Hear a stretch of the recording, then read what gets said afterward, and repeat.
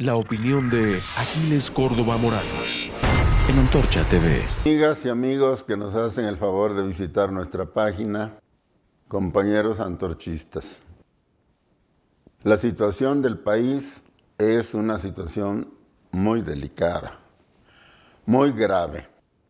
Lo digo sin ningún afán de exagerar las cosas. Por una parte tenemos encima y en pleno vigor, en pleno crecimiento, desarrollo, según lo dicen los datos oficiales, tenemos el problema de la pandemia. El número de contagios crece y crece y el número de muertos crece y crece también aceleradamente. Y el problema se complica, es lo que le da el verdadero tinte trágico a la situación del país, porque no hay una política de Estado que realmente nos dé seguridad, ni siquiera de cuándo vamos a llegar al límite, al punto más alto y empezar a descender en el número de contagios en el país. Pero tampoco hay medidas de seguridad para la gente. Por las declaraciones que han hecho los funcionarios, incluso algunos empresarios y el propio presidente de la República, uno puede colegir con bastante seguridad de que la situación en México ha sido prácticamente abandonada por parte del gobierno. Yo escucho la manera en que aborda, por ejemplo, el ciudadano presidente los temas, los mensajes hacia la población y deduzco, me producen la impresión de que así como cuando alguien le dijo que tendría que ayudar a las empresas más débiles para que no quebraran, el presidente respondió diciendo, yo no voy a ayudar a las empresas. Las que tengan que quebrar, que quiebren. Siento que a una política así, una idea así es la que se está aplicando ahora a la población con relación al coronavirus. Los que se tengan que morir, que se mueran. Porque solo así se explica que el gobierno, sabiendo los datos que hablan claramente de que la curva de los contagios va aceleradamente hacia arriba y que las condiciones sanitarias no garantizan la atención correcta, ni siquiera de los pacientes leves, menos la garantizan para los pacientes graves.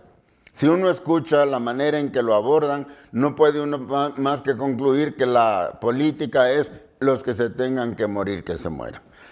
Porque además de que no hay medidas, además de que no se anuncia ninguna medida de protección, ni ningún mejoramiento en el sistema hospitalario, también se llama a la gente a recobrar su libertad, se dice, a que salgan con confianza a buscar la vida y a acostumbrarnos a vivir con la pandemia.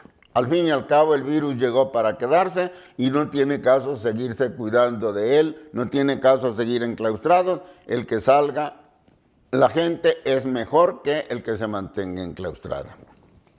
Evidentemente que esto solamente puede significar lo que ya dije y además se explica porque tampoco hay medidas para ayudar a la gente a soportar el enclaustramiento y por lo tanto la falta de ingresos, la falta de alimentos y la falta incluso de medicamentos para la familia. Una vez que nada de esto se está programando, nada de esto se está preparando para la población en general por parte del gobierno, pues entonces la conclusión es obvia, que la gente vea lo que hace, cómo se mantiene, cómo se protege del coronavirus, pero el llamado del gobierno es salgan de sus casas, hagan su vida normal y, digo yo, no porque no pueden esperar ningún tipo de ayuda. Esto desde luego va a elevar el número de contagios y el número de muertos en el país. Yo leía ayer o antier una nota en donde se habla de un investigador de la Universidad de Harvard, en el norte de Estados Unidos, en la ciudad de Boston, una de las universidades más prestigiadas del mundo, Y el investigador decía, estoy llorando por México, porque México es el país donde si uno toma una población cualquiera, al azar de mexicanos, y les aplica la prueba del coronavirus, más del 50% sale positiva. Y esta tasa de contagios probable que yo he calculado es la más alta del mundo. Ni en Italia, ni en España, ni en ningún otro país ha habido este nivel de riesgo que estamos mirando en el pueblo mexicano. Repito, es un investigador no mexicano de la Universidad de Harvard. Creo que su opinión es bastante sólida y bastante creíble. Eso es una parte del problema. Pero ahora también sabemos que con enclaustramiento o sin enclaustramiento, el problema económico en el país también se está desbordando. También se está saliendo de madre el problema del hambre y el problema del desempleo. La gente está desesperada. La gente no sabe qué hacer, porque aunque salga de sus casas a tratar de buscar trabajo, no lo encuentra. Mucho desempleo en el país había antes del COVID y esa tasa de desempleo ha crecido tremendamente con el coronavirus. La gente que perdió su empleo sale a buscar empleo, pero no lo encuentra.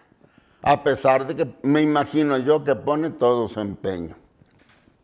La gente que se ganaba la vida por su propia cuenta, vendiendo algo, teniendo algún negocio establecido, negocio ambulante, tampoco está resolviendo su problema porque no hay compradores suficientes.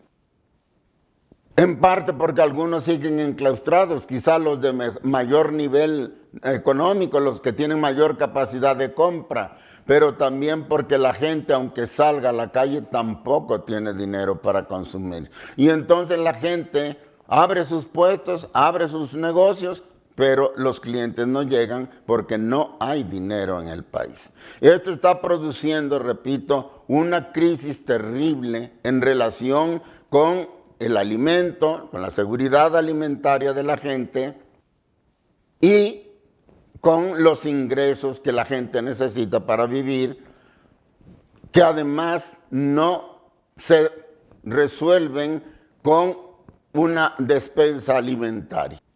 De tal manera que si la gente en un momento dado, y así lo dije yo, así lo dijimos nosotros, los antorchistas, pedía que el gobierno pusiera en práctica un programa de distribución de alimentos, porque era lo que urgía. Ahora la gente nos lo dice, me lo dice a mí porque yo hablo con mucha de esta gente y me dicen, ahora no queremos ya solo una despensa, porque esa despensa no nos va a resolver el problema de la renta de la casa, no nos va a resolver el problema del agua, el problema de la luz, el problema de las medicinas para mi hijo.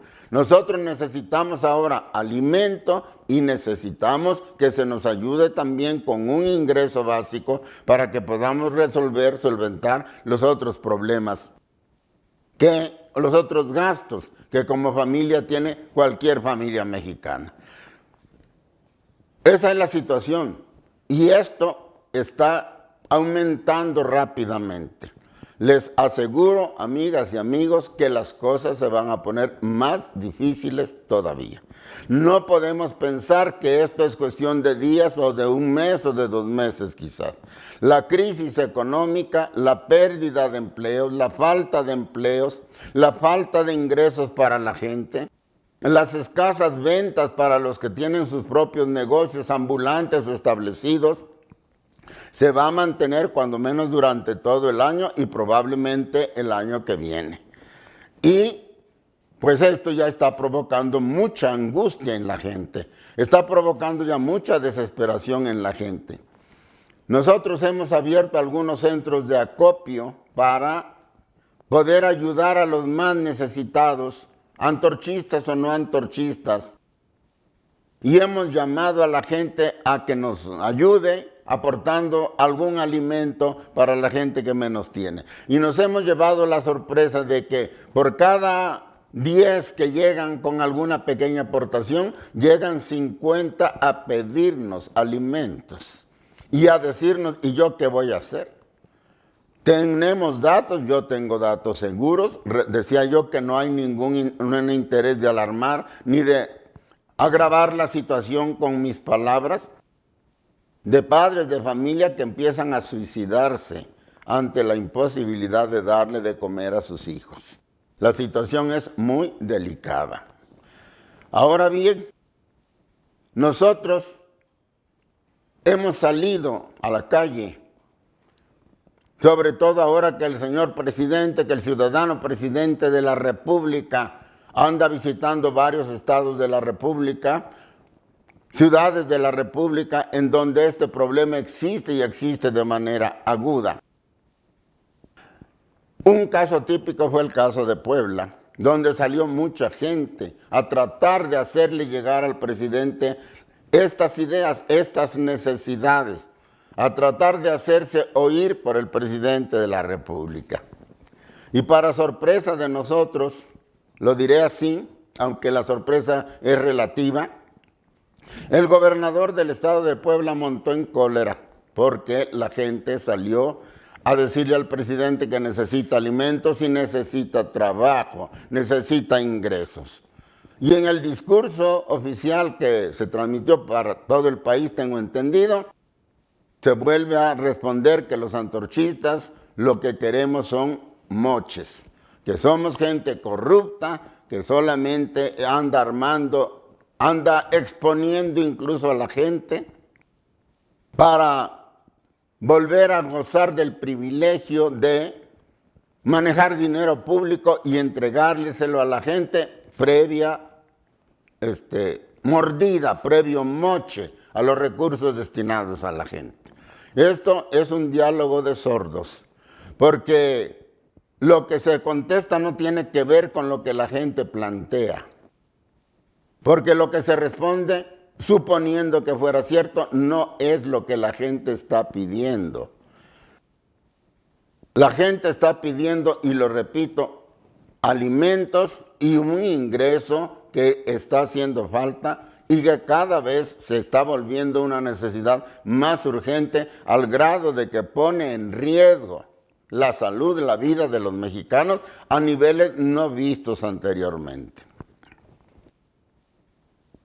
Quiero yo decirles a ustedes, amigas y amigos, que nosotros, los líderes de Antorcha, no somos los responsables de esta situación.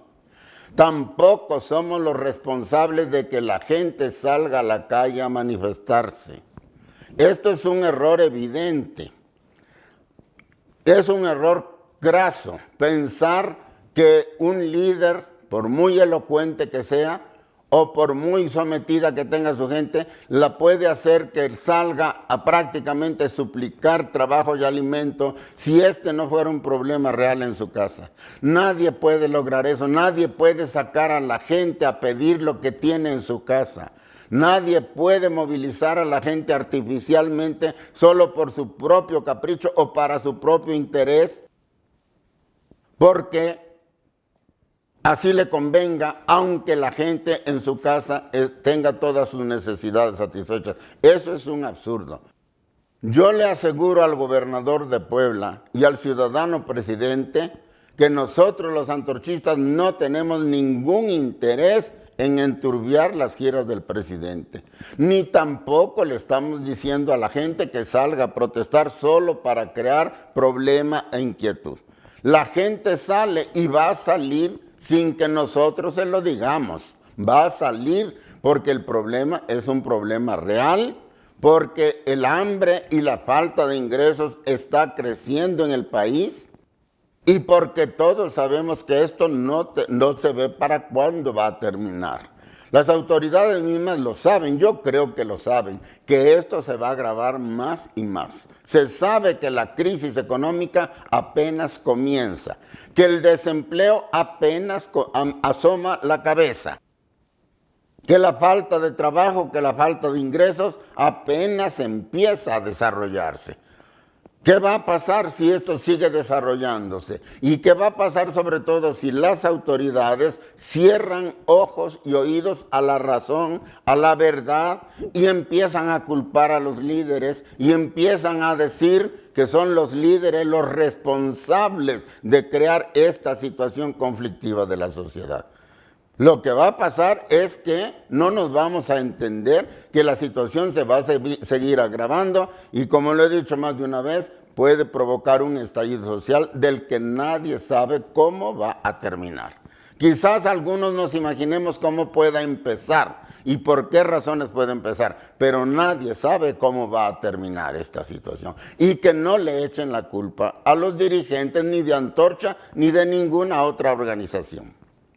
Nosotros, yo en lo personal, he estado recibiendo amenazas, he estado recibiendo advertencias ominosas, acusándome a mí, responsabilizándome a mí de que soy el culpable de que las giras del señor presidente se estén mirando enturbiadas por la gente que sale a protestar. Esto, repito, no es así. No es que yo rehuya mi responsabilidad, pero tampoco tengo yo por qué cargar con culpas ajenas. Los verdaderos culpables, los verdaderos responsables de que la gente salga a la calle a protestar son quienes se niegan a ver la realidad, a ver la problemática de la gente tal como está ocurriendo y tal como está creciendo y haciéndose cada vez más amenazadora y por lo tanto negándose a instrumentar ni siquiera paliativos ligeros para tratar de remediar esta situación. Ellos son los culpables de que la gente salga a protestar. Piensan, pero yo creo que es un error craso, que atacando y amedrentando a los líderes esto se va a calmar, y yo puedo decir que están equivocados. A la verdad no se la puede matar, a la verdad no se la puede suprimir con represión, ni con amenazas, ni con cárcel. La verdad es una fuerza terrible. No es una fuerza física, no es una fuerza armada, pero eso no quiere decir que la verdad no tenga la fuerza que yo digo y efectos muy graves, sobre todo cuando se la deja crecer y convertirse en una verdadera problemática generalizada de la población. Los antorchistas no son más que simples mensajeros, claro, y también parte del problema, pero son mensajeros que tratan de hacer llegar el mensaje, que tratan de hacer llegar la petición e incluso algunas propuestas de solución a quienes tienen el poder, los recursos, el deber legal de atender y darle respuesta a esos problemas. ¿Por qué se ataca a quienes solo salen a reflejar, a verbalizar una realidad que todo el mundo sabe que existe? ¿Por qué se hace eso? ¿Qué se espera lograr con eso? Yo les aseguro que lo que van a lograr es que van a agravar la situación del país. Estamos en una situación que no se conocía ni siquiera en la época antigua o en la época de la Edad Media. Entonces, en esas épocas, se sabe bien, los mensajeros entre ejércitos combatientes o entre comunidades en guerra, tenían derecho a una inmunidad. El mensajero no podía ser apresado, ni maltratado, ni asesinado porque llevara la verdad o cuando menos la propuesta de la gente de su bando hacia el bando contrario. Sancho Panza lo recuerda cuando Don Quijote lo envía a una misión peligrosa al Toboso, cuando trae a la memoria el romance español que registra esta situación. Mensajeros sois, amigo, dice Sancho, no merecéis culpa, non. Y yo digo ahora, los antorchistas somos mensajeros de la verdad, no merecemos culpa. No hay razón para que se nos esté amenazando, ni para que se estén tomando medidas como si fuéramos nosotros el enemigo público al que hay que combatir. Respetemos la verdad, aceptemos la fuerza de la verdad. Quiero terminar diciendo que esta sabiduría acerca de que la verdad solo se combate, solo se suprime o sus consecuencias si se suprimen las causas que generan esa realidad verdadera. Este respeto por la verdad y este conocimiento de la fuerza de la verdad viene de muy antiguo. Quiero cerrar este comentario mío con dos pequeñas anécdotas que quizás les ayuden, amigos, a recibir con menos amargura lo que estoy diciendo. El primero, el rey Midas, un rey de la Grecia asiática, según la mitología, un día le pidió a Zeus el don de que todo lo que tocara se volviera oro. Zeus le concedió esta gracia y Midas empezó a convertirse en el hombre más rico, porque todo lo que tocaba se volvía oro. Pero bien pronto se dio cuenta que esta virtud, de la que él esperaba puras felicidades, estaba amenazando prácticamente con su propia vida, porque ya no podía comer, puesto que al tocar la comida se volvía oro. Ya no podía beber agua, porque al tocar el agua se volvía oro. Ya no podía acariciar a sus hijos, porque al tocarlos se volvían de oro. Y entonces se dio cuenta que era un error grave, que Zeus lo estaba castigando por su ambición y fue a rogarle a Zeus que le volviera a su naturaleza primitiva. Zeus le dijo, sí, pero en castigo te voy a poner unas orejas de burro. Y le puso orejas de burro a Midas. Midas, para que su pueblo no se diera cuenta, se hizo un gorro especial que le tapaba las orejas. Pero tuvo finalmente que quitarse el gorro frente a su peluquero, porque no le podía cortar el pelo con el gorro puesto. El peluquero supo la verdad y fue tal la impresión que tuvo que no la podía guardar dentro de sí. Pero el rey había tomado la precaución de decirle, si tú revelas que yo tengo orejas de burro, te voy a matar. Entonces el peluquero abrió un agujero, dice la mitología, en el suelo, y allí gritó y gritó y gritó, el rey Midas tiene orejas de burro, hasta que se cansó de gritar. Tapó el agujero pensando que había sepultado su verdad. Pero en el agujero creció una planta, según dice la mitología, que cuando soplaba el viento gritaba, el rey Midas tiene orejas de burro. Y así se impuso la verdad a pesar de las amenazas del rey. Y la última, que es ya del mundo cristiano, de Jesús de Nazaret. Cuando Jesús de Nazaret entra en un pollino de asna, dice la Biblia, que no había sido usado por nadie, que no había sido montada por nadie. Por primera vez a Jerusalén, en el principio de lo que ahora conocemos como la Semana Santa, el Domingo de Ramos, todos sus seguidores iban adelante con palmas, con flores, gritando, Jesús, hijo de David, Jesús, rey de los judíos, bienvenido a Jerusalén, rey de los judíos. Y los soldados del Imperio Romano, que eran los que dominaban entonces Jerusalén, se acercaron a decirle, dile a tus discípulos que callen. Y Cristo dijo, de cierto os digo, que si ellos callaran, aún las piedras gritarían.